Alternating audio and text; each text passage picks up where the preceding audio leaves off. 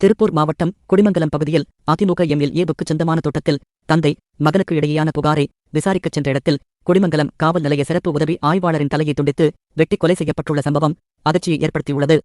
இதில் சண்முக சுந்தரம் இரத்த வெள்ளத்தில் சம்பவ இடத்திலேயே துடிதுடித்து உயிரிழந்துள்ளார். இரவு நேர ரோந்து பணியில் ஈடுபட்டிருந்த போது எஸ்எஸ்ஐ சண்முகவேல் வெட்டி கொலை செய்யப்பட்டுள்ளார். இச்சம்பவத்தில் ஈடுபட்ட குற்றவாளிகளை போலீசார் தேடி வருகின்றனர். திருப்பூர் மாவட்டம் தாராபுரத்தை அடுத்த அலங்கியம் தளவாய்ப்பட்டினம் பகுதியைச் சேர்ந்தவர் சண்முகசுந்தரம். இவர் குடிமங்கலம் காவல் நிலையத்தில் சிறப்பு உதவி ஆய்வாளராக பணியாற்றி வருகிறார். இவர் நேற்று இரவு பணியில் இருந்தபோது 100 எண்ணுக்கு வந்த ஓர் அழைப்பில் தந்தை மகன் பிரச்சினை தொடர்பாக புகார் வந்துள்ளது. அந்த புகாரில் குடிமங்கலம் பகுதியில் உள்ள அதிமுக எம்எல்ஏ மகேந்திரனுக்கு சொந்தமான தோட்டத்தில் பணியாற்றி வந்த தந்தை மகனுக்கு இடையே எழுந்த பிரச்சனையில் தந்தை மகனை கொல்ல அறிவாளுடன் துரத்தியதாக கூறப்படுகிறது. அப்போது ரோந்து பணியில் ஈடுபட்டு வந்த குடிமங்கலம் காவல் நிலைய சிறப்பு உதவி ஆய்வாளர் சண்முகவேல் தனது ஓட்டுநருடன் சம்பவ இடத்திற்கு சென்றுள்ளார். அங்கு சண்முகவேலை வெட்டி கொலை செய்துள்ளனர். மேலும் ஓட்டுநருக்கும் லேசான காயம் ஏற்பட்டுள்ளது. மகனையும் தந்தை வெட்டியுள்ளார். இந்த படுகொலை சம்பவத்தில் ஈடுபட்டதாக கூறப்படும் தந்தை மகன் உள்பட 3 பேர் தலைமறைவாகியுள்ளதாக தகவல் வெளியாகியுள்ளது.